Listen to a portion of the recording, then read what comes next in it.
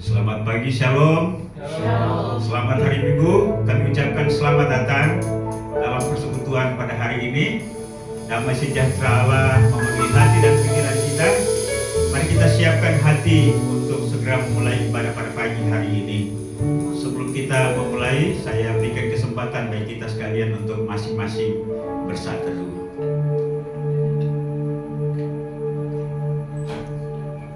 Mazmur nomor 100 ayat 1 sampai 5 berkata, bersorak-soraklah bagi Tuhan hai seluruh bumi, beribadahlah kepada Tuhan dengan sukacita, datanglah ke hadapan-Nya dengan sorak-sorai. Ketahuilah bahwa Tuhanlah Allah, Dialah yang menjadikan kita dan punya Dialah kita, umat-Nya dan kawanan domba gembalaannya. Masuklah melalui pintu gerbang-Nya dengan nyanyian syukur, ke dalam pelataran-Nya dengan puji-pujian. Bersyukurlah kepadanya dan pujilah namanya, sebab Tuhan itu baik, kasih setianya untuk selama-lamanya, dan kesetiaannya tetap turun-temurun. Haleluya.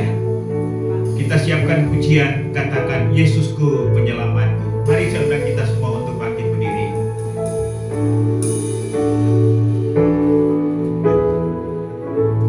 Yesusku penyelamatku, tiada yang seperti Engkau. Setiap hari ku memuji keajaiban kasih, menghibur, pelindung, menara kekuatan.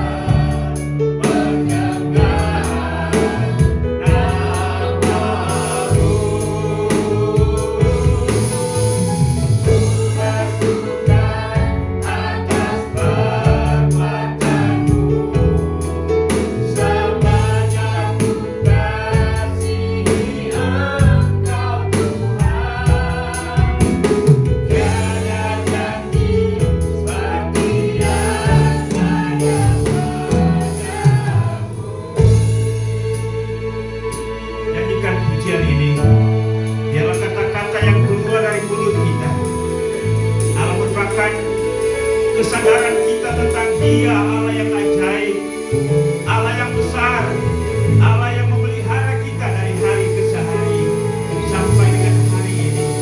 Karena itu biarlah kata-kata ini mengalir dari batin kita, yang menyanjung dan memuliakan akan Dia, Allah yang besar, Allah yang ajaib, Allah yang maha baik. Amin.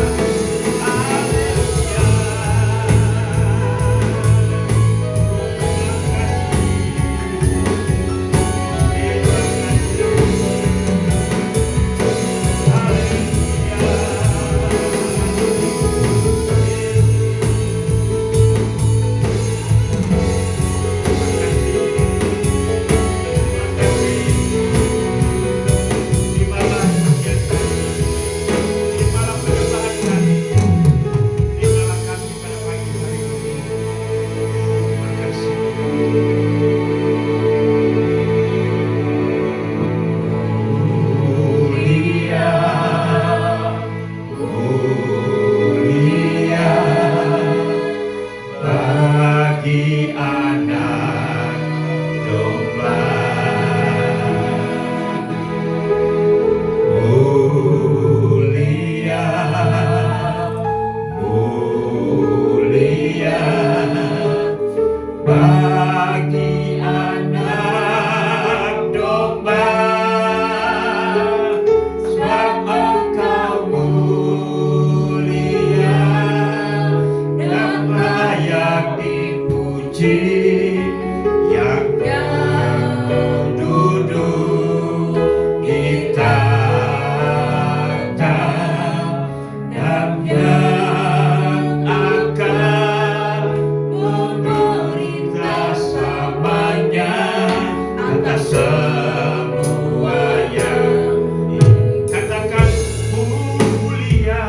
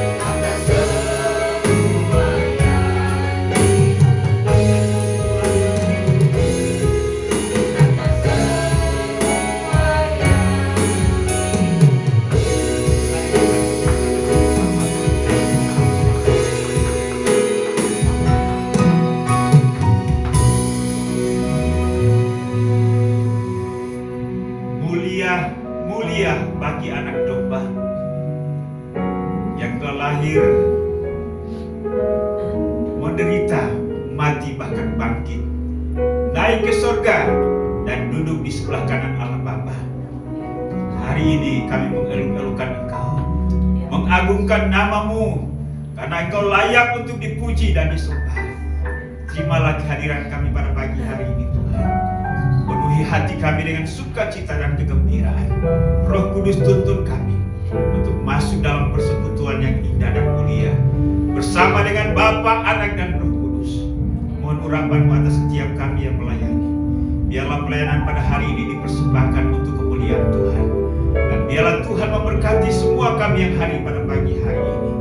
Terima kasih Bapa. Ibadah kami pada pagi hari ini dari awal, pertengahan hingga selesainya, kiranya jadi untuk kehormatan Bapa, Anak, dan Roh Kudus. Kami buka hanya di dalam nama Yesus Tuhan dan Juru Selamat kami. Haleluya. Sama-sama kita katakan. Amin.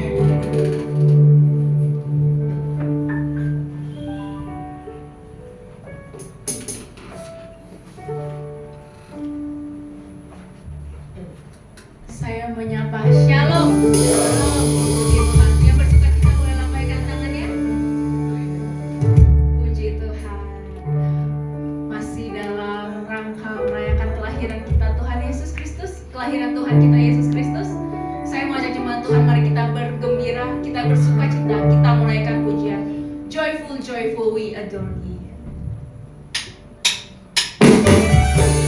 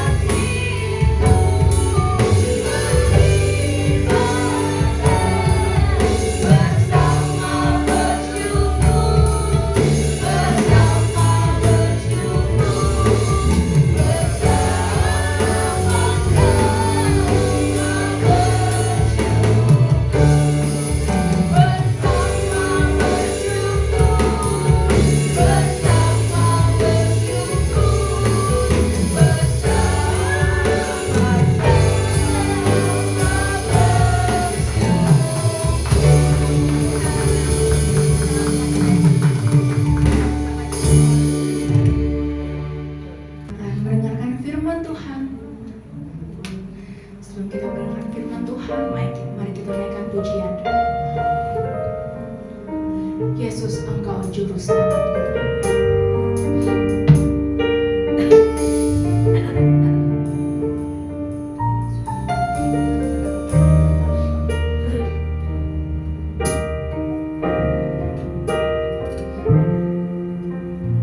Walau ku harus berjalan dalam lembah kekelaman, perlindungan-Mu, oh Tuhan, nyatalah bagi hidupku. Tiada pernah sedetik pun, tiada pernah Kau tinggalkan. Sungguh mulia dan sempurna, hanya Kau layak disembah. Yesus, Engkau Juru Selamatku.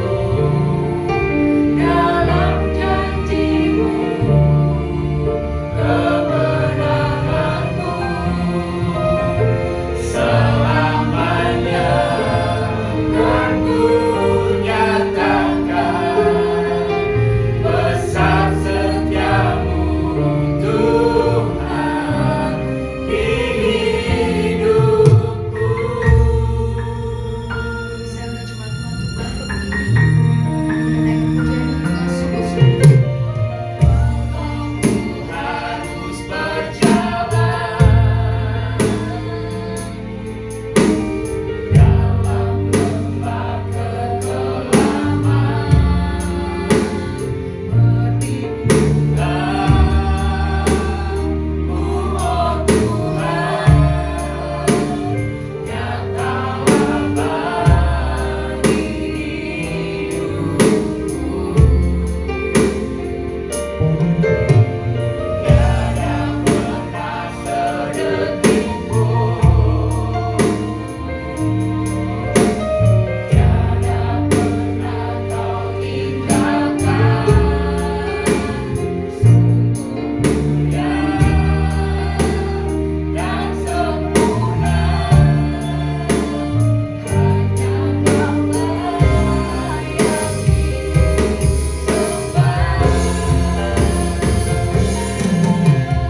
Yesus, Engkau Juru Selamatku. Dalam janji-Mu kebenaran-Mu selamanya kan ku nyatakan. Besar setia-Mu Tuhan di hidupku.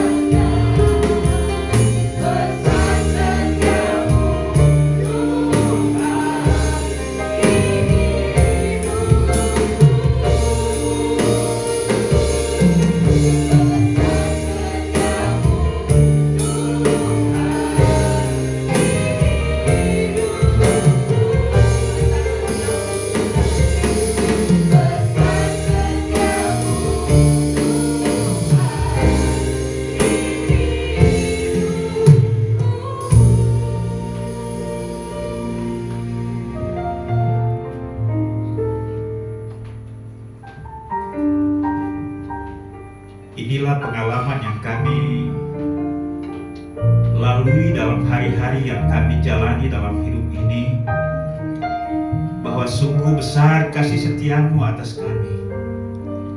Kami adalah anak-anak-Mu yang kadang-kadang tidak patuh, tidak taat, tidak setia. Tetapi Tuhan dengan segala keagungannya tetap setia. Karena itu kalau kami ada sampai hari ini, semua karena kebaikan Tuhan, bukan karena kebaikan kami. Karena itu terimalah ungkapan hati kami yang kami cetuskan melalui lagu-lagu ini. Biarlah ini sungguh menyukakan hati Tuhan dan memuliakan nama-Mu, serta kembali terus menyadarkan kami dan motivasi kami agar kami hidup di dalam kebenaran-Mu. Tidak ada kata yang terindah dan berarti yang kami bisa sampaikan kepadamu selain daripada ucapan syukur dan terima kasih kami Tuhan. Dan biarlah hari-hari ke depan semakin membuat hidup kami berarti. Sekalipun kami sadar bahwa banyak pergumulan yang harus kami lalui dalam hidup ini, tapi kami tahu bahwa di tengah-tengah kesesakan, keterbatasan dan ketidakberdayaan kami, Engkau sementara berkarya. Karena itu Tuhan, mampukan kami untuk menyelami dan memahami akan maksud-Mu dalam setiap pengalaman yang kami anggap sulit dan berat. Tapi kami tahu bahwa Tuhan tidak pernah meninggalkan kami. Allah Immanuel yang selalu menyertai kami. Terima kasih. Walaupun dalam kesederhanaan kami tahu bahwa kesederhanaan kami tidak mengurangi nilai kebaikan-Mu dalam hidup kami. Karena itu terimalah setiap ungkapan bibir mulut kami yang menyanjung dan mengagungkan Engkau Tuhan pada hari ini. Kini tiba saatnya kami akan belajar firman-Mu. Karena itu kami mohon Tuhan berkenan untuk berbicara kepada kami. Kiranya Tuhan menyentuh hati kami, pikiran kami, bahkan keseluruhan hidup kami. Sehingga apa yang kami dengar pada hari ini menyegarkan jiwa kami, menyembuhkan penyakit kami, menguatkan dan meneguhkan iman kami. Pakai dan urapi hamba-Mu, sehingga dalam segala keterbatasannya hanya Tuhan saja yang berbicara kepada kami. Segala kuasa setan, kuasa iblis yang mencoba untuk mengganggu kami dalam bentuk apapun, bersama-sama kami tolak di dalam nama Yesus. Roh Kudus, mari kendalikan hati pikiran kami untuk menerima firman-Mu. Bicara kepada kami karena kami siap untuk mendengar. Hanya di dalam nama Yesus Tuhan dan Juru Selamat kami, firman yang hidup, kami sudah berdoa kepada Bapa di surga. Haleluya. Amin. Baik, puji Tuhan, silakan duduk.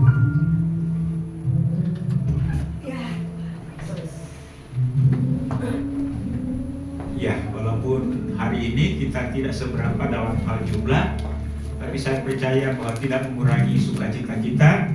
Karena kita percaya bahwa 2-3 orang berhimpun dalam nama Tuhan, di situ Tuhan hadir. Amin. Ya. Baik, mari saya ajak kita sekalian untuk pada pagi hari ini belajar dari firman Tuhan yang saya ambil di dalam kitab Matius, Injil Matius pasal 1 ayat 18 sampai dengan ayat yang ke-25.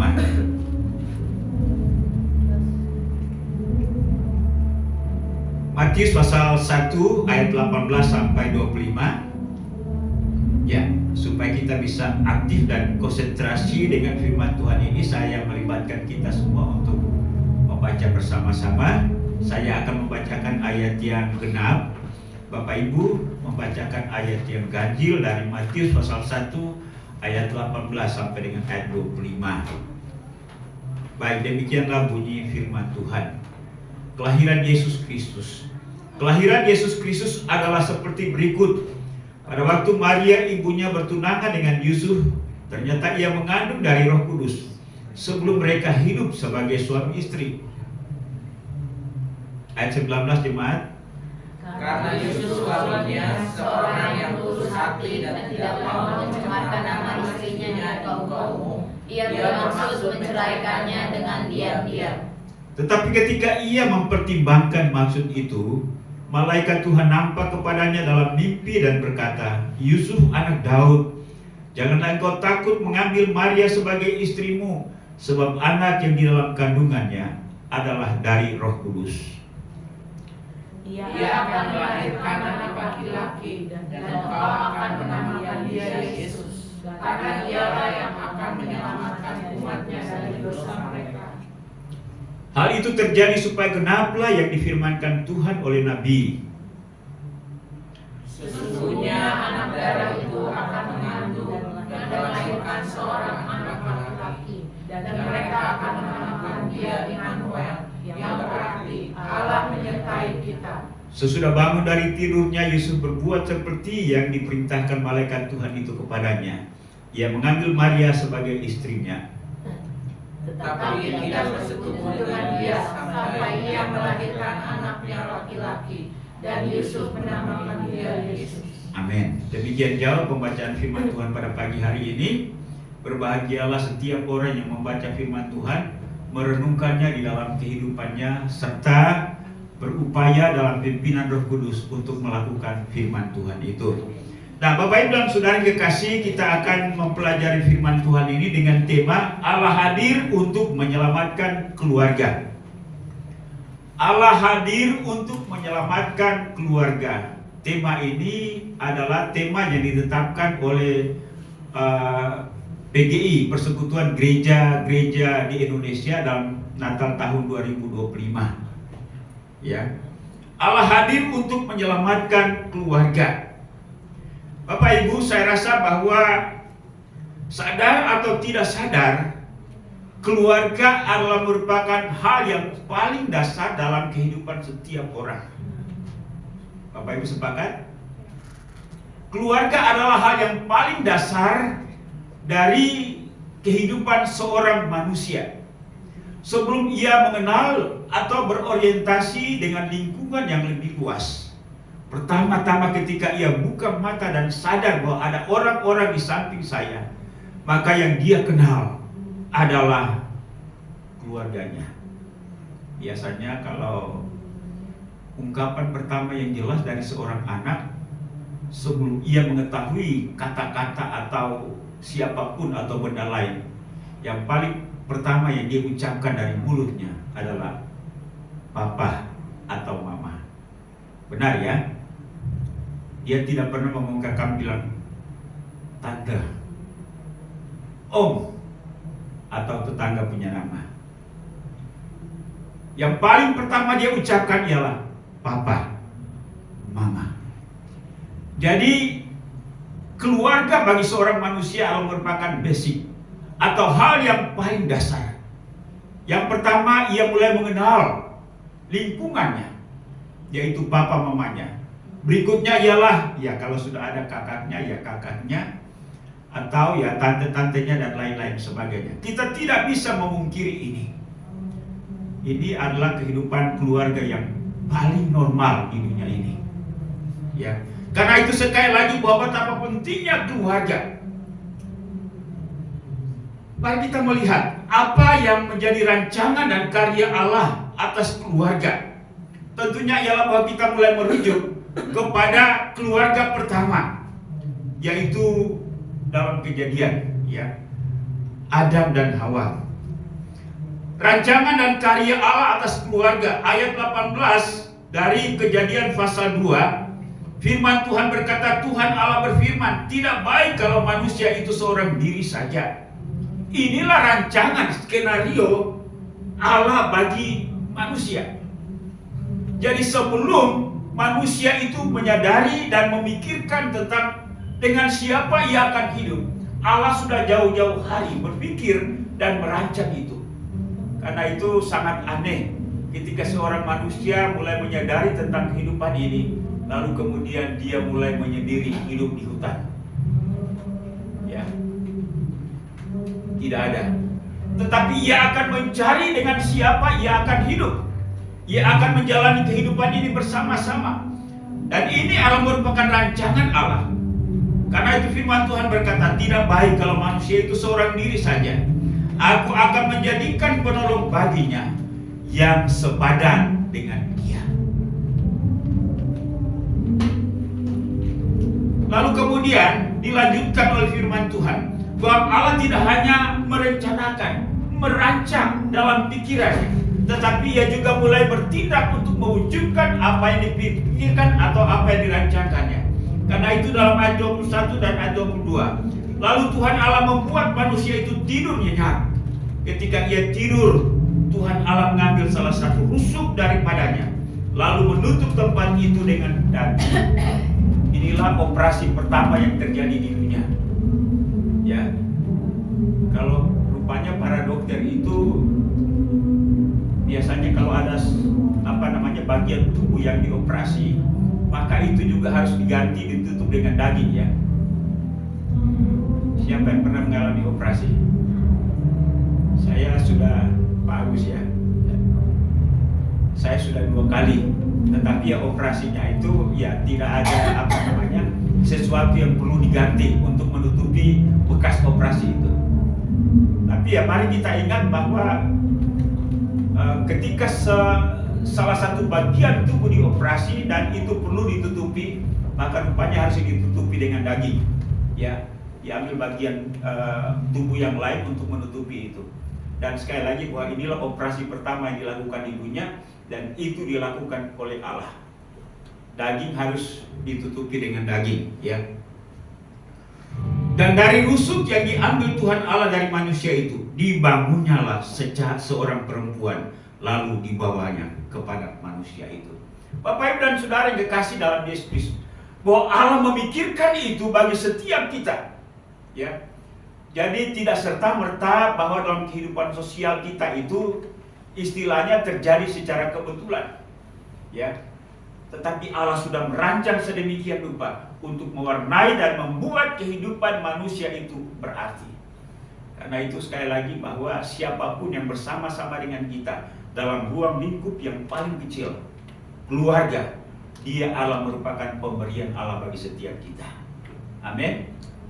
Suami Allah pemberian Allah, istri Allah pemberian Allah, anak-anak Allah pemberian Allah, orang tua adalah pemberian Allah. Dan setiap manusia yang hidup dalam keluarga harus dapat memahami dan mengerti dirinya, posisinya, dan juga harus memahami dan mengerti posisi orang lain. Posisi orang tua ya tetap sebagai orang tua yang harus kita hormati dan kita harus hargai dalam kapasitasnya sebagai orang tua. Posisi anak juga harus memahami dan mengerti. Salah letak posisi, maka akan terjadi kekacauan dan akan terjadi masalah. Tetapi rupanya bagaimana Allah memikirkan dan merancang sedemikian rupa sehingga manusia dapat menikmati keberadaannya bersama-sama dengan anggota keluarganya. Dan itulah rancangan Allah. Seorang penggubah lagu, ya, saya akan mencoba untuk menyanyikan ini dan bagaimana ia mencoba untuk menginterpretasi, memahami dan mengerti kata-kata Alkitab ini dalam sebuah lagu. Dia katakan gini: wanita diciptakan dari rusuk lelaki, bukan dari kepalanya untuk didudukinya. Wanita diciptakan dari rusuk lelaki, bukanlah dari kakinya untuk menginjaknya, tetapi dari sampingnya,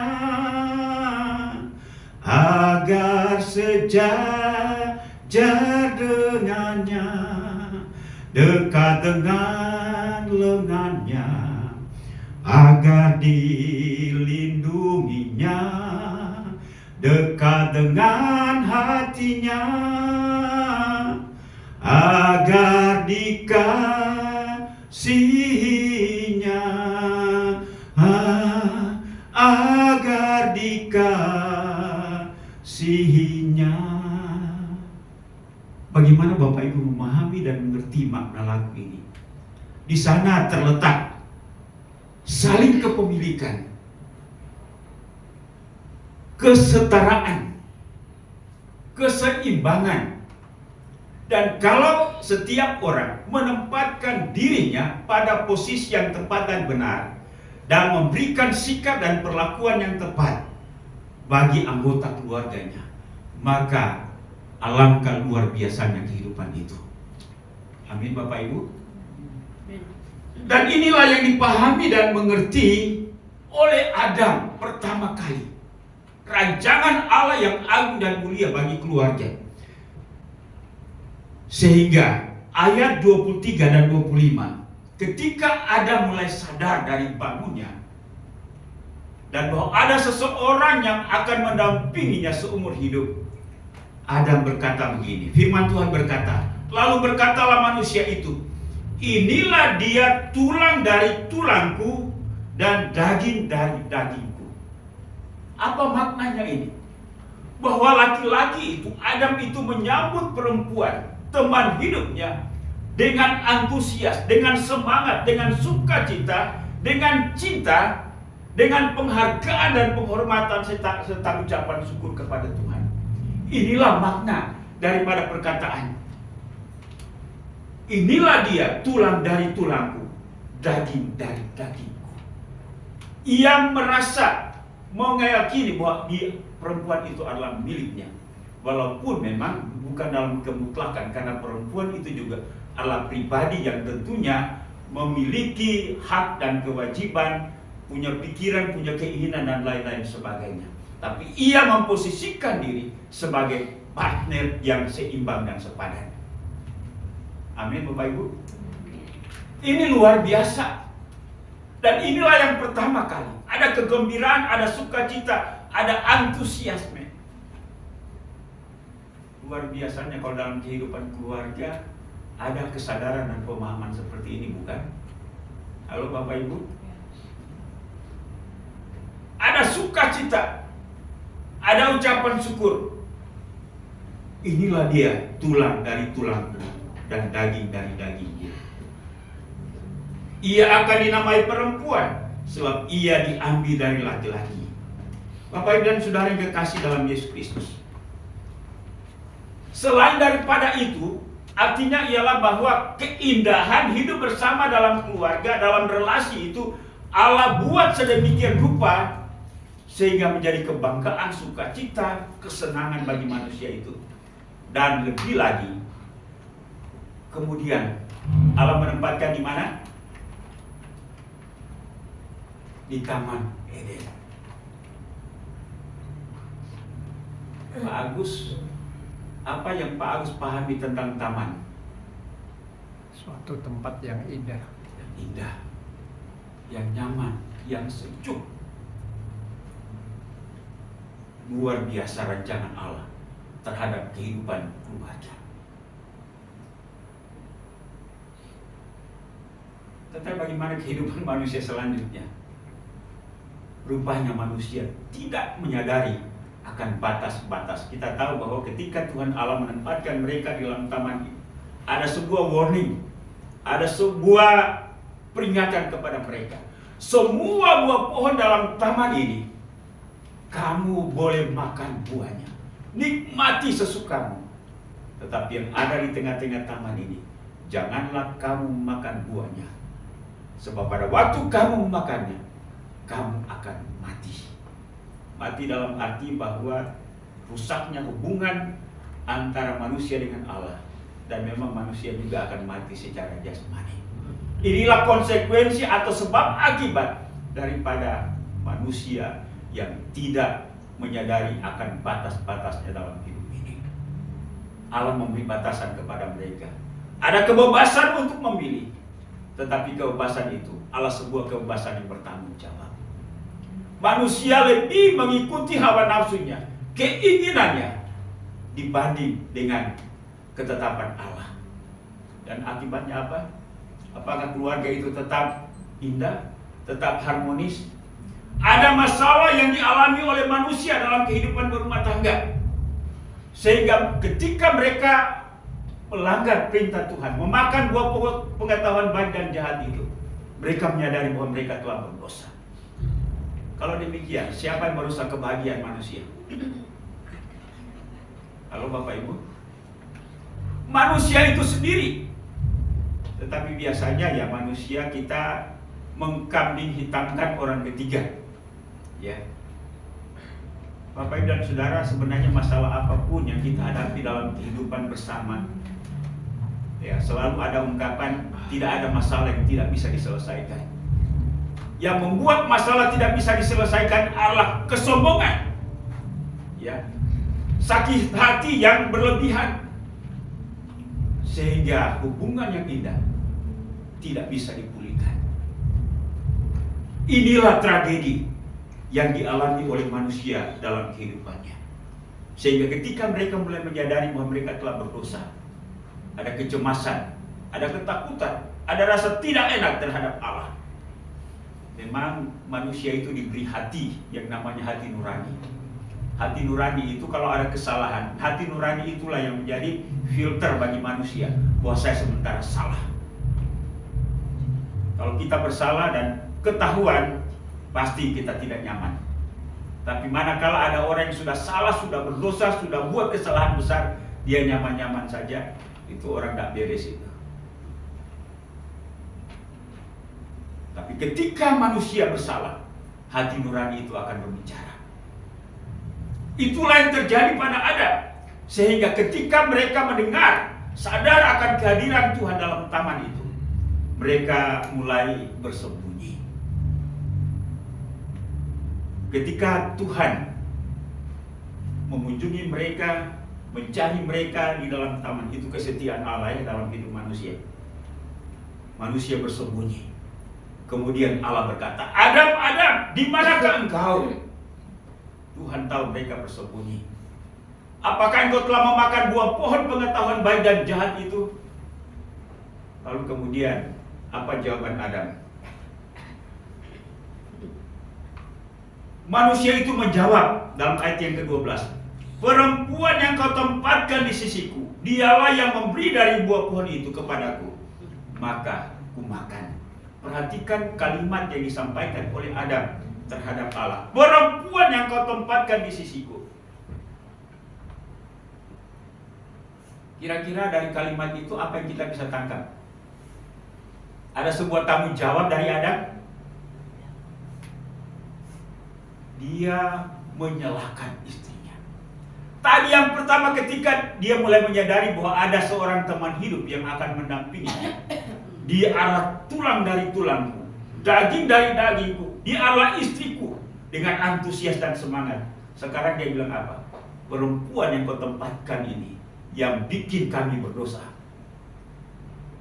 Tidak ada lagi kegembiraan, tidak lagi antusias, tidak ada lagi semangat, tetapi kekecewaan dengan perempuan itu, sakit hati dengan perempuan itu. Dia menuding bahwa perempuan itu adalah biang kerok,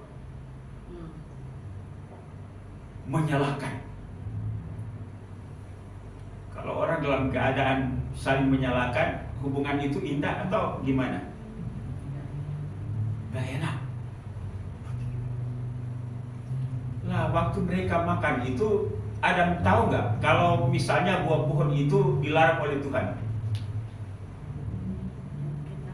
Nah, pada waktu Tuhan berkata semua buah pohon yang ada dalam taman ini kamu boleh makan buahnya, tetapi di tengah-tengah taman ini kamu tidak boleh makan buahnya. Yang dengar firman Tuhan itu siapa? Sebenarnya Adam, kan? Tapi ketika dia tahu bahwa buah pohon pengetahuan baik dan jahat itu tidak boleh dimakan, lalu kemudian, emang kadang-kadang istri-istri ini banyak inisiatif ya. Pasien bagaimana, istrinya banyak inisiatif atau ya, banyak inisiatif ya, makanya perlu ya kebersamaan ya, bukan dalam bahasa dikendalikan juga, tapi ya diingatkan ya, jangan kelewat batas. Sebab ketika kelewat batas pasti ada masalah. Ya, keinginan ya harus diatur, dikendalikan dengan bijaksana. Amin. Nah, ini perempuan Hawa ini tidak bisa mengendalikan dirinya. Malah dia suruh Adam makan lagi. Waktu itu Adam sadar nggak kalau ini tidak boleh dimakan? Saya pastikan bahwa dia tahu bahwa tidak boleh dimakan. Tapi kenapa Adam ambil lalu makan? Setelah mereka sudah dapat masalah akibat daripada memakan buah pohon itu, Adam tuding perempuan ini. Kan tidak fair ya. Ya, seharusnya Adam menjawab, "Ya Tuhan, kami sudah bersalah. Saya tidak lagi bertanggung jawab sebagai kepala rumah tangga. Seharusnya saya bilang istri saya, jangan. Ya. Nah, kalau istrinya ngotot ya makan sendirilah. Tapi sejak cerita akan berubah, ya. Hawa yang berdosa, Adam tidak berdosa. Tapi tidaklah demikian. Adam memakannya. Hubungan yang tadinya indah antara suami istri menjadi bermasalah, saling menuding, saling menyalahkan. Dan keadaan demikian tentunya ialah sangat berpengaruh pada batin masing-masing. Kemungkinan setelah Allah selesai berbicara dengan mereka waktu tidur, ya pasti Adam itu menghadap ke barat, Hawa ke timur, karena tidak nyaman, ya. Ya, Bapak itu yang sudah pernah bahkan sementara suami istri, kalau ada clash, kalau ada pertengkaran, sore malam bisa tidur akur. Kalau belum diselesaikan, maka mungkin akan sulit. Suasana batin itu masih akan mempengaruhi, terbawa sampai ketika kita akan tidur. Dan inilah yang terjadi. Bapak Ibu dan Saudara, inilah masalah yang dihadapi oleh keluarga. Dan tidak hanya itu saja, tidak hanya masalah yang dialami oleh suami istri. Sejarah manusia terus berlanjut. Kalau kita memperhatikan di dalam pasal 4 ayat 5 sampai 8, masalah itu juga terjadi dialami oleh anak-anak manusia, Kain dan Habel. Kita tahu bahwa ketika mereka telah diusir dari taman itu, keindahan taman itu mereka tidak bisa lagi nikmati dalam kehidupan. Yang ada adalah masalah karena mereka dikutuk oleh Tuhan. Mereka mulai melahirkan anak-anak, Kain dan Habel. Kain pekerjaannya sebagai petani, Habel pekerjaannya sebagai peternak. Dan satu waktu mereka punya niat baik untuk bersyukur kepada Tuhan dengan hasil pekerjaan mereka. Kain mempersembahkan hasil daripada bumi, hasil pertaniannya. Habel mempersembahkan hasil ternaknya. Nah, yang jadi masalah ialah bahwa dua-duanya tidak diterima oleh Tuhan. Yang diterima oleh Allah hanya satu, yaitu persembahan Habel. Apa yang terjadi? Yang tadinya sesuatu yang indah, sesuatu yang mulia, sesuatu yang rohani yang ingin mereka kerjakan, berujung kepada malapetaka. Ketika korban Kain tidak diterima, rupanya Kain tidak terima, yang membuat dia pada akhirnya murung, membuat akhirnya tidak suka keadaan seperti itu, membuat suasana batinnya menjadi dongkol, jengkel, marah. Lalu muncullah rencana jahat. Firman Tuhan berkata, tetapi Kain dan korban persembahannya tidak diindahkan Tuhan. Lalu hati Kain menjadi sangat panas dan bukannya muram. Firman Tuhan kepada Kain, mengapa hatimu panas dan bukamu muram? Lalu kemudian apa yang terjadi? Kata Kain kepada Habel adiknya, marilah kita pergi ke padang. Ketika mereka ada di padang, tiba-tiba Kain memukul Habel adiknya itu, lalu membunuh dia. Inilah masalah yang terjadi dalam keluarga. Cekcok, pertengkaran, masalah tidak hanya terjadi antara suami istri, tetapi juga turun kepada anak-anak. Tidak lagi sama seperti semula ketika mereka ada di Taman Eden. Tadi suami versus istri. Kemudian masalah menurun, kakak versus adik. Kondisi seperti ini antara suami dan istri, antara kakak dan adik, menurun juga sampai dengan hari ini. Ya. Siapa kakak atau adik yang tidak bermasalah dengan kakak atau adiknya? Malah ada banyak masalah yang tidak bisa diselesaikan. Ya. Bertahun-tahun, berpuluh-puluh tahun. Siapa yang salah? Ya, kesalahan biasanya tidak terjadi secara tunggal. pasti antara kedua orang itu ya dua-duanya punya andil. Entah siapa yang punya andil besar, saham besar terhadap masalah itu, tapi paling tidak ialah bahwa dua-duanya punya andil. Inilah yang terjadi. Suami bermasalah dengan istri, kakak bermasalah dengan adik, dan tidak hanya itu saja. Sejarah terus berlanjut. Keluarga Ishak, ya, Ishak punya anak namanya Esau dan Yakub. Satu kali ketika dalam masa tuanya Ishak akan memberkati anak sulungnya yang bernama Yakub. Ketika rencana itu diketahui oleh istrinya, dari awal memang suami dan istri itu sudah bermasalah ya. Jadi Ishak sebagai suami rupanya lebih sayang kepada kakaknya, ya, kepada anak yang sulungnya itu Esau. Sedangkan anak yang kedua, ya, yaitu Yakub ini disayang sama mamanya. Ada dalam kecenderungan keluarga seperti itu? Ada ya.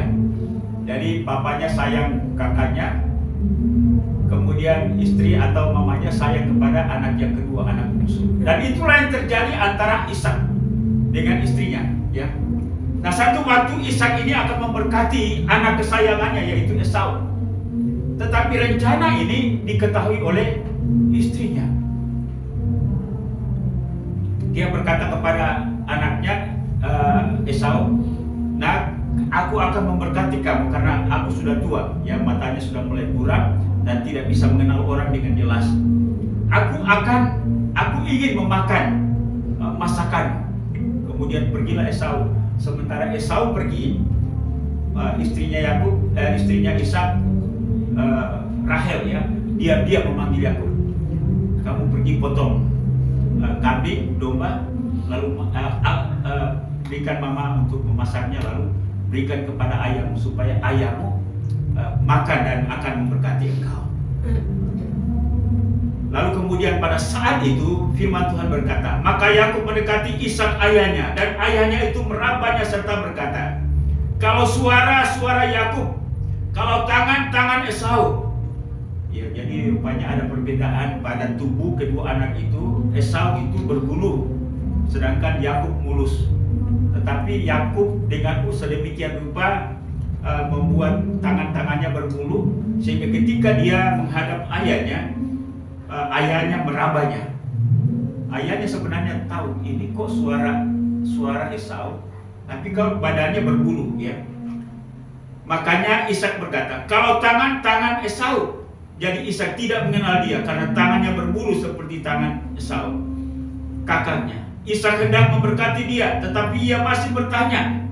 Ishak masih bertanya, "Benarkah engkau ini anakku Esau?" Jawabnya, "Ya." Apa yang terjadi di situ? Yakub berbohong kepada ayahnya. Samuel pernah berbohong kepada bapak? Ya. Ya, mungkin waktu dulu kita pernah, ya. Ambil uang di dompet, ya. Ambilnya 20.000, disuruh 20.000, ambil 30.000, ya. Lalu kemudian, apakah kamu benar ambil 20? Ya, itu sudah berbohong. Itulah yang terjadi, ya. Jadi masalah itu begitu rumit yang dihadapi oleh keluarga. Sekali lagi, suami dengan istri, kakak dengan anak dengan suami. Makanya kalau hari-hari ini banyak masalah yang dihadapi oleh keluarga, memang itu adalah merupakan sebuah warisan. Dan justru itulah Allah datang ke dalam dunia ini melalui Kristus supaya memulihkan, menyelamatkan keluarga. Saya rasa bahwa hari ini mungkin kita sedih dengan keluarga kita, anak-anak kita, mungkin istri yang tidak sejalan. Mari dengar bahwa Tuhan ingin menyelamatkan keluarga kita. Bagaimana Allah menyelamatkan keluarga?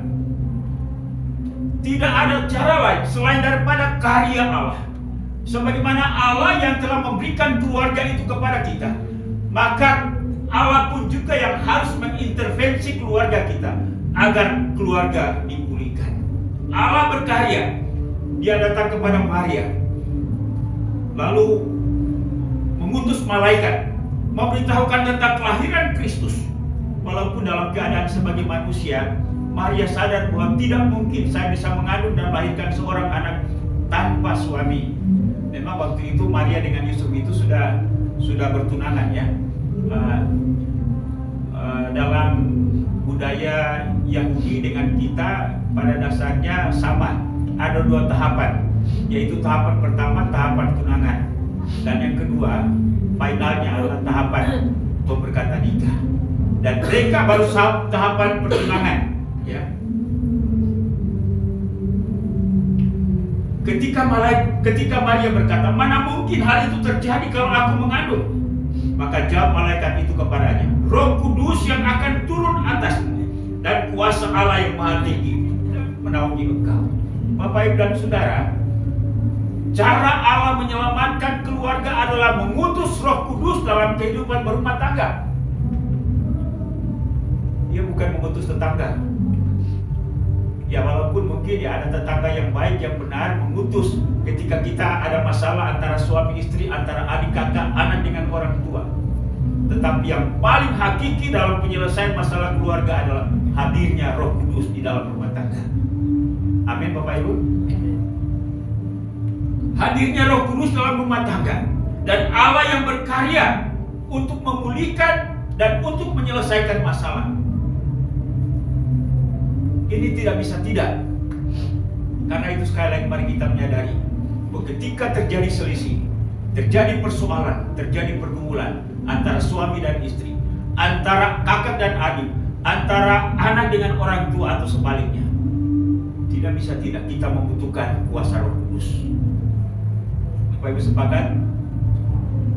Roh Kudus yang bekerja di dalam hati setiap kita, sehingga kita bisa mematuhi apa petunjuk Allah yang harus kita lakukan di dalam hidup ini.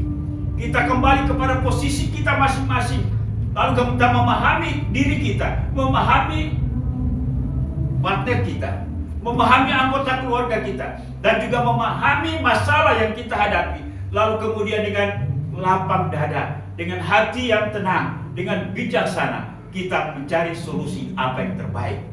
Untuk itu singkirkanlah kekecewaan, singkirkanlah sakit hati, singkirkanlah ego, singkirkanlah kesombongan. Kalau masih ada ini, maka kita sulit untuk bisa menyelesaikan masalah. Amin Bapak Ibu.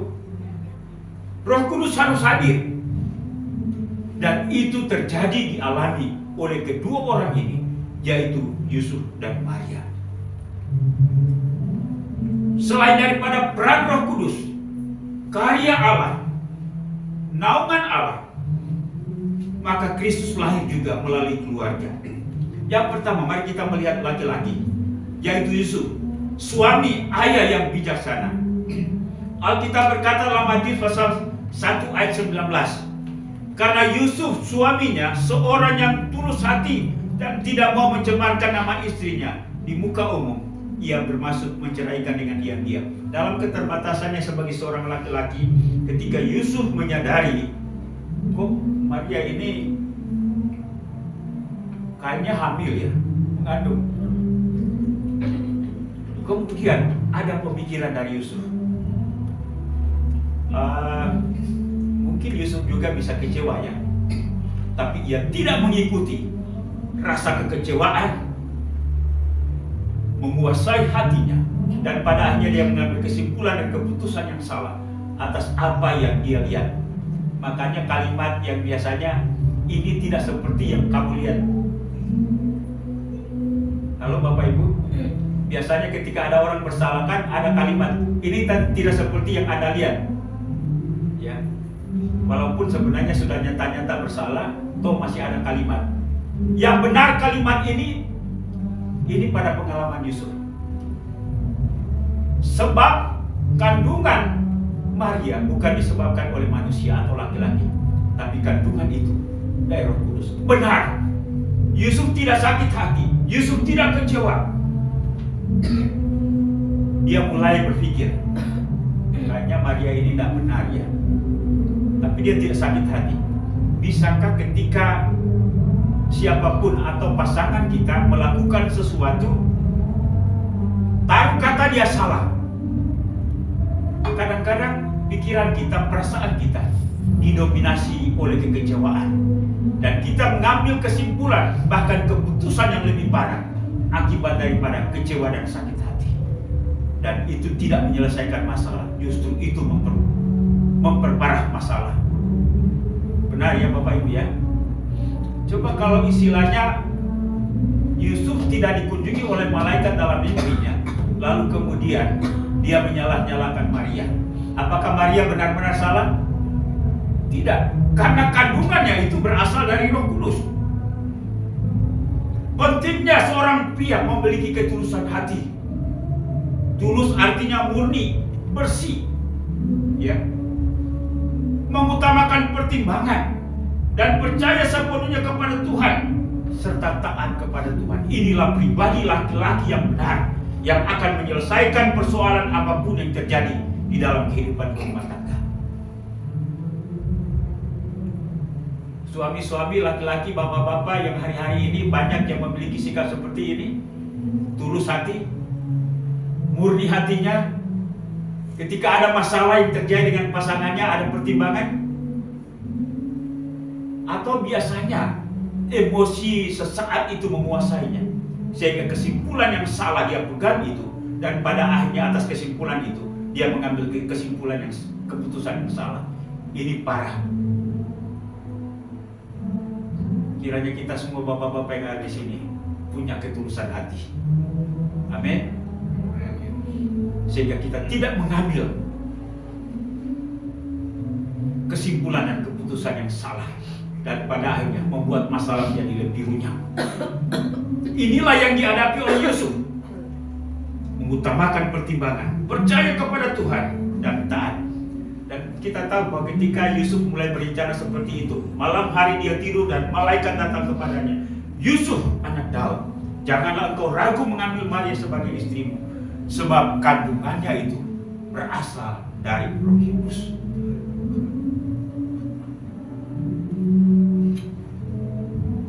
Mari kita memikirkan kondisi Yusuf secara sosial. Ini mereka jelas bahwa pada waktu meminang Maria, itu keluarga itu hadir.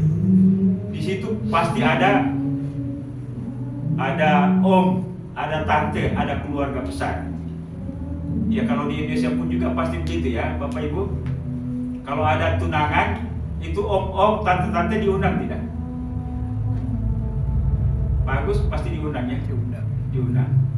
Lah, ketika Maria ketahuan hamil, apakah sikap mereka akan seperti Yusuf yang memperoleh mimpi bahwa kandungan Maria itu berasal dari Tuhan? Orang lain percaya, omnya percaya, tantenya percaya, adiknya percaya, kakaknya percaya. Ini masalah tidak? Nah, biasanya kalau dalam rapat keluarga Minang itu kan yang lebih banyak yang ngomong itu bukan papa mama ya, yang lebih ngomong banyak itu tante-tante, om ya.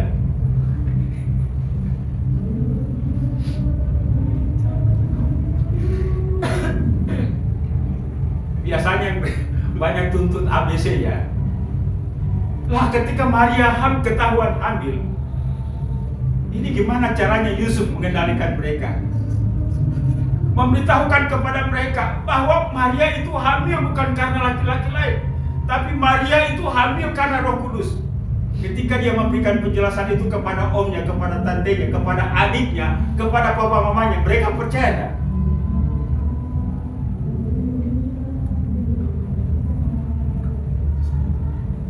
Mereka bilang, Yusuf masih mau menikahi Maria, sudah hamil dari orang lain ya.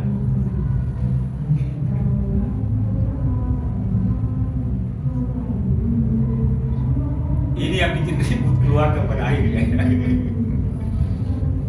Ini pertunangan Maria dan Yusuf bisa bubar kan? Ya. Ya.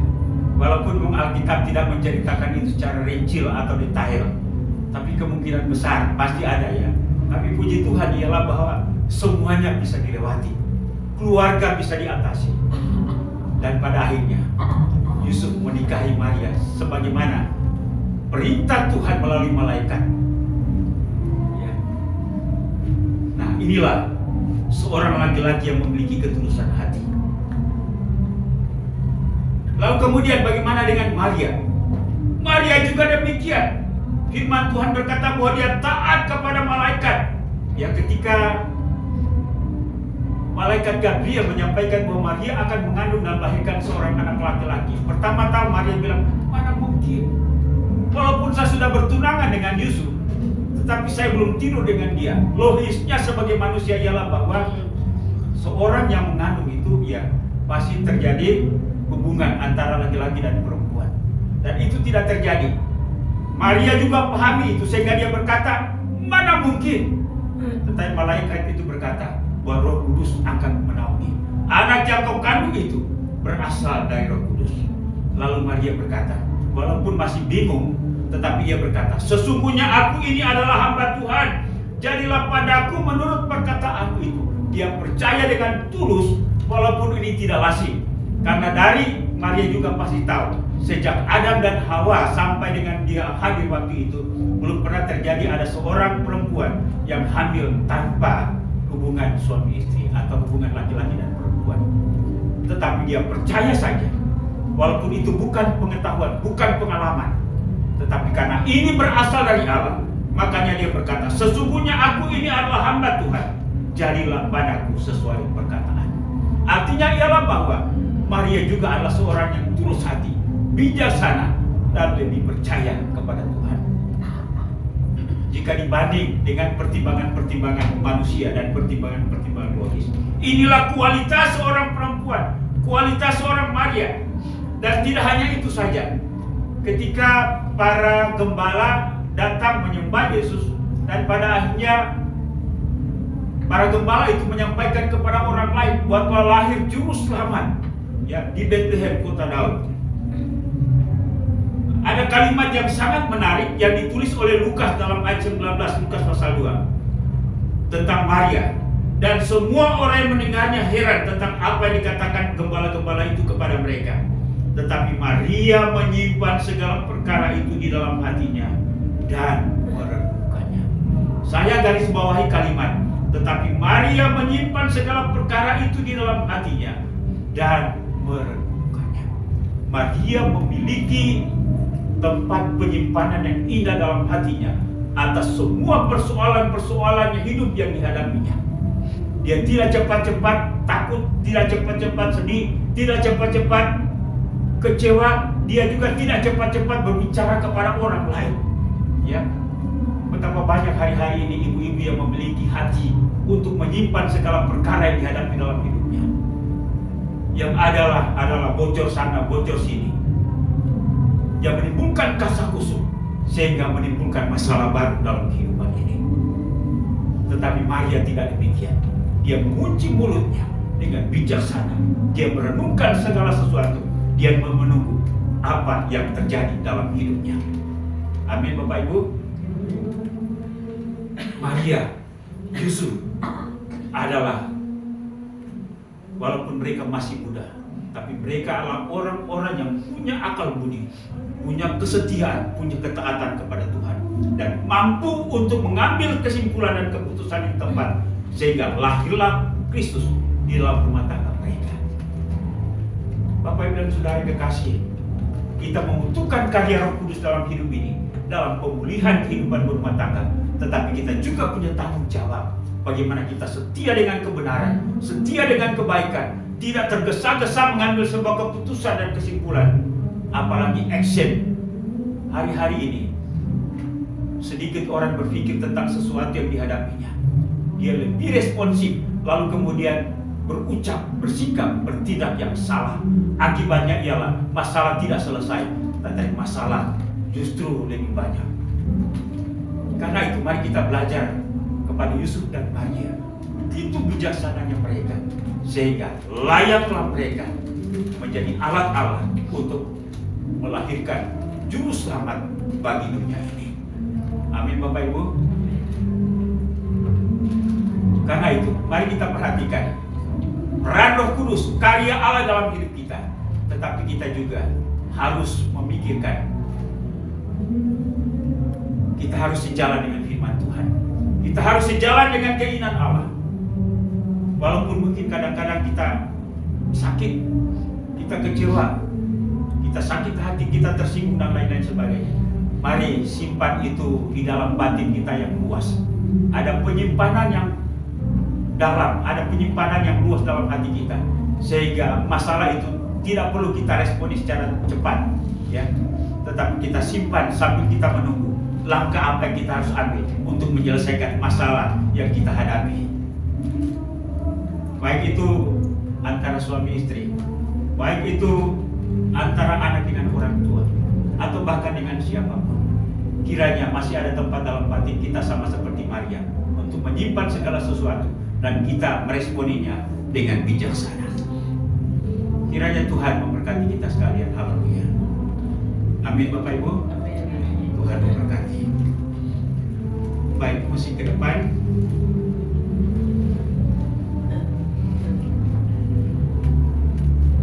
Mari kita angkat pujian, katakan Tuhanku mau menyenangkanmu. Saya ajak kita semua untuk berdiri dan meresponi firman Tuhan ini.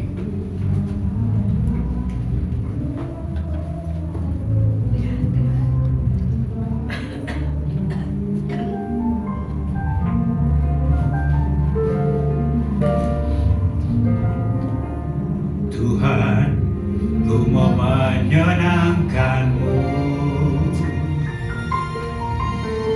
Tuhan, bentuklah hati ini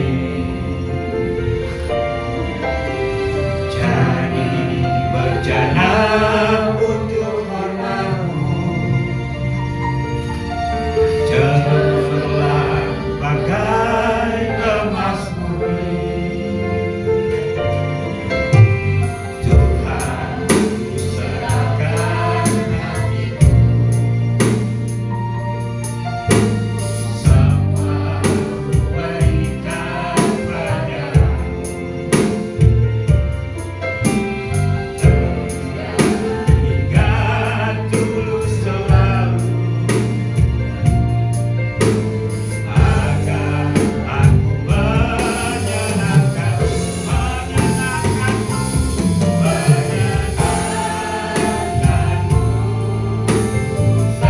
senangkanmu.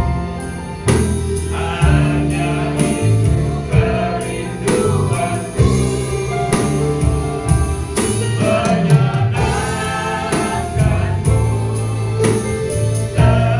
senangkan hatiku. Hanya itu kerinduanku. Musik mengalunkan lagu ini dengan lembut. Saya ajak kita sekalian pada pagi hari ini untuk memikirkan kembali bagaimana kehidupan keluarga kita. Sebagai suami, sebagai istri, sebagai ayah, sebagai ibu, sebagai anak. Adakah kehidupan kita, hubungan kita selama ini bermasalah? Mari pikirkan kembali bahwa Kristus lahir tidak hanya sebagai juru selamat kita dari dosa, dari apapun, tetapi juga Ia akan menyelamatkan hubungan kita. Karena itu milikilah ketulusan hati, hati yang bijaksana. Kalau mungkin selama ini ada sesuatu yang kita lihat yang membuat dugaan kita kuat, sehingga melalui dugaan kita mengambil sebuah kesimpulan bahkan keputusan.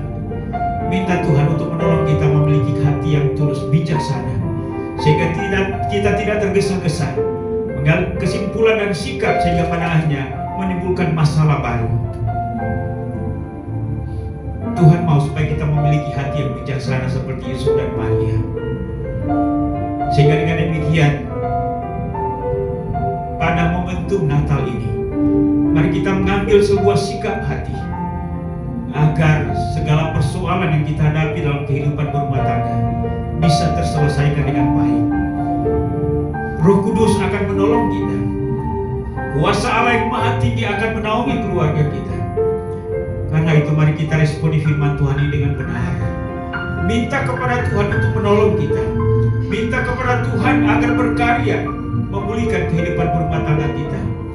Kalau ada masalah antara suami dan istri, kalau ada masalah antara anak dengan orang tua, kalau ada masalah di antara adik kakak, mari selesaikan itu dengan kerendahan hati dan bijaksana.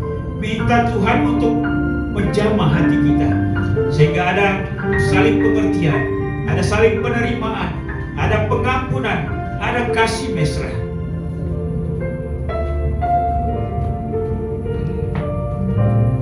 Menyenangkanmu, senangkanmu, hanya itu kerinduanku.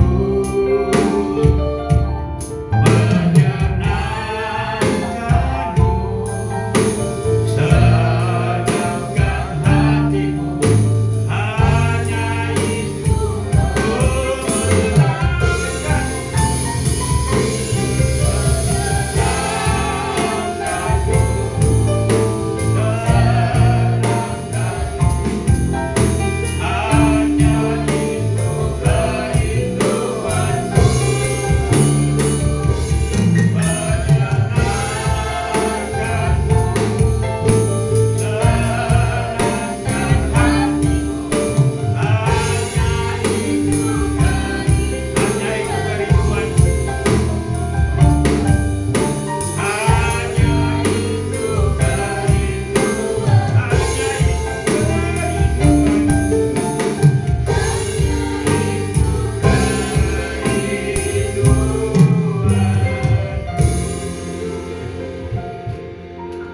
Bapak, terima kasih untuk firman pada hari ini.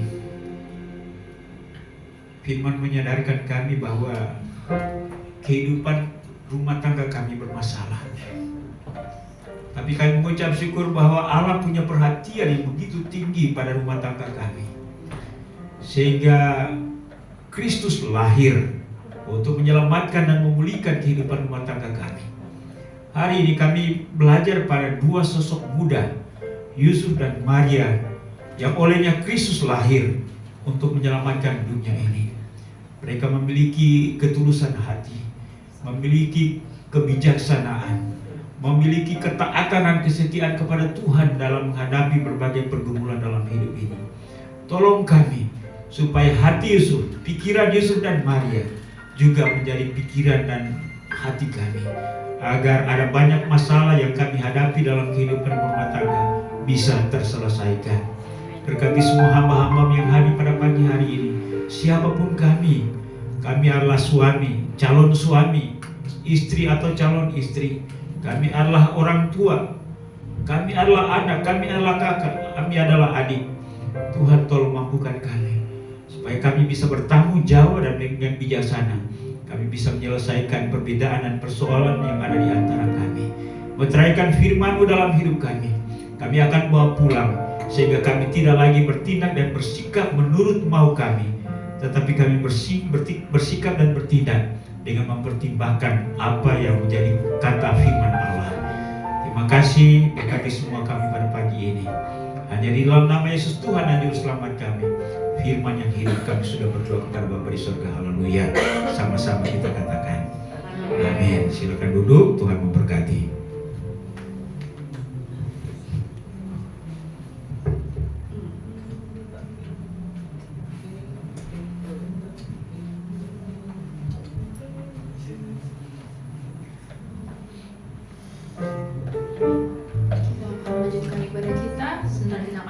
Persembahan, saya undang Deria untuk membawakan kami persembahan. Sebelum persembahan dijalankan, saya akan bacakan satu ayat yang diambil dari Mazmur 4 ayat 6. Persembahkanlah korban yang benar dan percayalah kepada Tuhan. Marilah kita bersatu dalam doa. Tuhan Yesus, terima kasih atas penyertaan-Mu yang sungguh luar biasa bagi kami sepanjang hari ini. Biar Tuhan, sebentar kami akan memberikan persembahan. Tuhan, Kau suci kuduskanlah hati kami Tuhan. Layakkan kami untuk memberi ya Bapa, biar kami bisa memberi dengan sukacita ya Bapa. Dan biarlah persembahan kami ini Tuhan bisa digunakan sebagai pekerjaan-Mu di tempat ini ya Bapa. Kami serahkan hidup kami di dalam tangan-Mu. Hanya dalam nama Yesus Kristus kami berdoa dan bersyukur. Amin.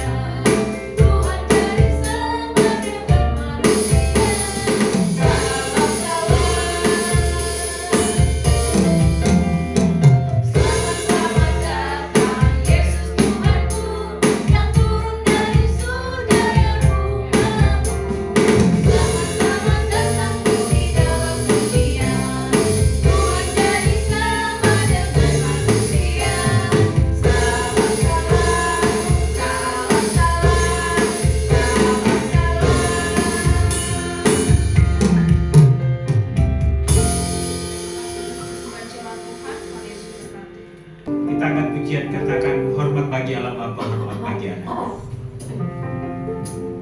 Hormat bagi Allah Bapa, hormat bagi Anaknya,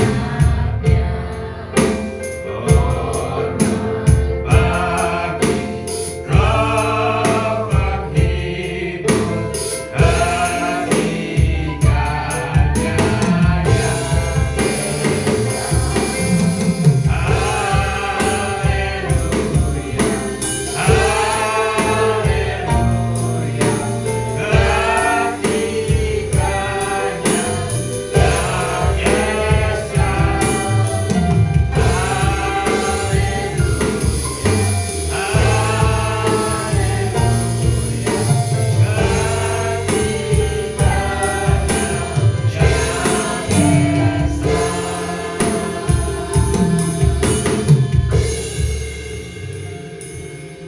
Bapa di surga, kami bersyukur dan berterima kasih untuk penyertaan-Mu dalam ibadah kami pada hari ini. Tuhan sudah menyertai dan memberkati sejak awal, pertengahan hingga menjelang selesainya. Terima kasih untuk sukacita, terima kasih untuk kegembiraan, terima kasih untuk firman-Mu, terima kasih untuk puji-pujian. Biarlah hari ini kami diteguhkan kembali. Terima kasih untuk semua hamba-hamba yang Tuhan sudah pakai dalam pelayanan hari ini. Apapun bagian pelayanan yang kami lakukan, kami berjanji Tuhan bahwa semua jerih payah kami dalam Tuhan tidak akan pernah sia-sia. Demikian pun juga dengan seluruh jemaat yang sudah hadir. Seberapapun kami yang hadir, kami percaya Tuhan telah melawat kami, Tuhan telah memberkati kami, Tuhan telah memberikan arahan bagi kami bagaimana kami menjalani kehidupan berumah tangga kami. Karena itu Tuhan tolong mampukan kami untuk berdiri teguh di atas firman-Mu, dan kami melakukannya seperti Maria dan Yesus taat melakukan firman-Mu. Terima kasih Tuhan. Hamba terus berdoa untuk seluruh jemaat Marturia dalam pertumbuhan iman rohani. Kiranya Tuhan tolong mereka supaya mereka semakin setia dengan Tuhan, mengasihi Tuhan dan juga mengasihi sesama. Dan biarlah kami menghidupi firman-Mu, dan dengan demikian kehidupan kami menyukakan hati Tuhan. Kami berdoa juga untuk kehidupan rumah tangga, hubungan suami istri, anak orang tua, bahkan dengan siapapun. Tuhan tolong kami, mampukan kami untuk menerapkan firman-Mu. Karena dengan melakukan firman-Mu, maka kehidupan rumah tangga kami akan dipulihkan. Kalau ada di antara kami hari ini punya persoalan dalam hubungan dengan siapapun, Tuhan, kami hanya meminta Tuhan tolong kami. Tuhan intervensi hati kami, siapapun kami Tuhan, biarlah masalah itu dapat diselesaikan dengan baik, sehingga nama Tuhan dipuji dan dipermuliakan dan hubungan kami dipulihkan. Kami juga mau berdoa untuk jemaat-Mu dalam segala usaha dan pekerjaan mereka. Apapun yang dikerjakan oleh tangan mereka, beri berhasil sehingga menghasilkan ekonomi dan keuangan. Ataupun jika di antara kami, pekerjaan kami ada masalah, Tuhan, kami mohon jalan keluar. Sehingga dengan demikian, kami tetap memiliki pekerjaan yang merupakan pemberian Tuhan, dan melalui pekerjaan itu ada hasil untuk ekonomi dan keuangan. Kami juga mau berdoa untuk jemaat-Mu yang mungkin mengalami gangguan kesehatan, kelemahan tubuh, sakit, siapapun, baik kami yang hadir di tempat ini maupun mereka yang tidak hadir. Kami mohon lawatan jamahan Tuhan, karena kami percaya bahwa asal Tuhan menjamah mereka pasti sembuh. Bahkan juga setiap sarana yang digunakan, baik makan, minum, bahkan obat-obat yang dikonsumsi, biarlah kuasa Tuhan nyata melaluinya, sehingga mendatangkan kesembuhan dan pemulihan. Ya Bapa di surga, kami juga mau berdoa untuk anak-anak kami yang bersekolah, yang menghikmat akal budi, kemampuan dan kesanggupan untuk belajar, sehingga mereka boleh berhasil naik kelas, lulus, dan mereka lanjut pada jenjang pendidikan yang lebih tinggi. Dan Tuhan akan menyiapkan masa depan yang penuh harapan, menyiapkan profesi dan pekerjaan bagi mereka. Bapa di surga, kami juga mau berdoa Tuhan untuk jemaat-Mu yang tidak bersama dengan kami karena mereka berada di tempat yang lain. Siapapun mereka, Tuhan menyertai dan berkati mereka. Pak Kun yang ada di Bogor, kami juga berdoa untuk Ibu Vivi yang ada di Amerika, para Diman yang ada di Amerika. Demikian pun juga untuk Tirta, Claudia, Alvin, Ina. Tuhan memberkati mereka. Biarlah mereka memiliki hati yang sama dengan kami, saling mendukung dalam doa. Bahkan apapun yang kami lakukan, untuk dapat merawat kebersamaan kami sebagai jemaat Tuhan di tempat ini. Terima kasih Bapa di sorga. Kami juga mau berdoa untuk orang tua-tua yang bersama dengan kami dalam masa tua mereka. Kami mohon penghiburan, kekuatan iman, damai sejahtera untuk hamba-Mu Pak Agus, Ibu Liliana, Ibu Lis, bahkan mereka yang ada di rumah juga yang kami tidak sebut nama mereka satu persatu. Kami mohon kesehatan, penghiburan, kekuatan iman. Kami berdoa untuk Pastor Raharja, Pak Frans, Tuhan Engkau memberkati mereka, dan biarlah dalam masa tua mereka tetap memiliki hati yang gembira, hati yang bersuka cita. Terima kasih Bapa di sorga untuk hari ini. Kami berdoa juga untuk gereja Kemah Injil Indonesia, baik pada tingkat pusat, wilayah, daerah sampai kepada gereja-gereja lokal. Tuhan Engkau memberkati. Demikian pun juga pemimpin-pemimpin gereja, berikan kesatuan hati untuk dapat bergandeng tangan melayani Indonesia ini, agar banyak jiwa dapat dimenangkan baik kerajaan Allah. Penginjilan baik yang dilaksanakan di kota, di desa, bahkan sampai di pedalaman. Hamba-hamba Tuhan yang ada di garis depan, Tuhan memberkati mereka. Kami juga mau berdoa untuk pemerintah bangsa dan negara kami. Tuhan berkati presiden, wakil presiden, para menteri, jajaran pemerintahan dari pusat sampai ke daerah. Tuhan Engkau berkati kepemimpinan mereka. Secara khusus kami berdoa untuk Kota Madya Bekasi, kami berdoa untuk wali kota, wakil wali kota, DPRD tingkat 2, Tuhan Engkau berkati. Juga Gubernur Jawa Barat, Tuhan Engkau berkati. Wakil Gubernur, demikian pun juga DPRD tingkat 2, tingkat 1, memberkati mereka Bapak. Kami terus berdoa untuk Sumatera yang baru mengalami banjir bandang. Tuhan Engkau menolong para korban, baik dari Sumatera Utara, demikian pun juga di Padang, Sibolga, Aceh. Tuhan hibur dan teguhkan mereka. Banyak bantuan yang mengalir. Tuhan kiranya itu dapat menyentuh dan menolong mereka yang mengalami bencana. Hibur dan teguhkan mereka, dan khususnya untuk orang-orang Kristen. Ada hamba-hamba di sana yang jadi korban. Tuhan hibur dan teguhkan mereka dalam situasi Natal ini. Demikian pun juga untuk seluruh gereja-gereja yang ada di Indonesia yang sementara mensyukuri akan kelahiran Kristus dengan peringatan tahun 2025 ini. Tuhan memberkati mereka, kiranya semua ibadah dapat berjalan dengan segala baik. Mungkin ada tempat-tempat tertentu yang mendapat gangguan ataupun juga intimidasi, gereja Tuhan dibuli. Tuhan berikan jalan keluar dan semangat kepada mereka. Terima kasih Tuhan. Ucap syukur juga untuk persembahan jemaat-Mu pada hari ini. Seberapapun yang persembahkan kepada Tuhan, terimalah semuanya ini Bapa, dan kembalikan berkat berlipat kali ganda buat seluruh jemaat yang sudah memberi dengan sukacita. Inilah doa kami Bapa. Kami sadar sungguh bahwa banyak hal yang berkaitan bahkan menjadi kebutuhan kami tak tersebut melalui doa ini. Kami mohon kiranya Tuhan Engkau menyempurnakan doa kami, karena kami bawa semuanya ini. Demikian pun juga untuk persembahan umat-Mu hari ini. Tuhan Engkau memberkati. Inilah doa kami Bapa. Hanya dalam nama Yesus Tuhan yang Juru Selamat kami sudah berdoa kepada Bapa di surga. Bapa terima kasih. Bapa terima kasih. Bapa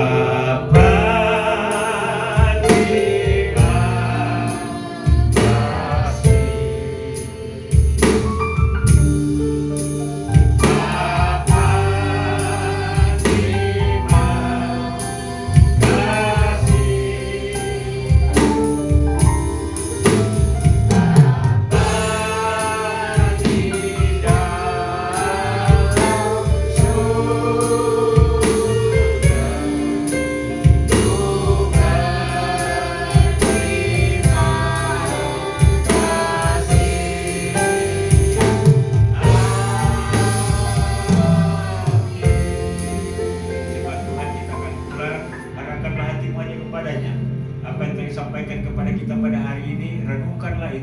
Terimalah dan lakukanlah itu dalam segenap kehidupanmu, dan biarlah kasih karunia daripada Allah Bapa, anugerah dan damai sejahtera dalam nama Tuhan Yesus, serta pimpinan penghiburan pertolongan Roh Kudus menyertai kita sekalian hari ini, bahkan sampai Maranatha, Yesus datang untuk menjemput saleh-salehnya. Haleluya.